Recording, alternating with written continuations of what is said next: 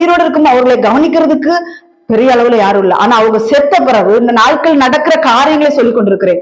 செத்ததுக்கு பிறகு புது செருப்பு என்ன, புது புடவை என்ன, அது என்ன, இது என்ன, எக்கச்சக்கமான காசுகளை செலவழிக்கிறார்கள்.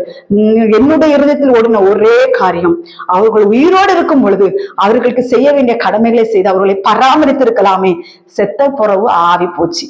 அப்புறம் நீங்க அங்க என்ன செஞ்சாலும் அங்க தெரியாது. அந்த ஆத்மா அது போய் சேர வேண்டிய இடத்துல செஞ்சிருச்சு. நீங்க வெறும் சடலத்துக்கு, வெறும் மண்ணாய் போகிற அந்த சடலத்துக்கு போய் என்ன வேணாலும் செஞ்சு ஒன்றும் பிரயோஜனம் இல்லை.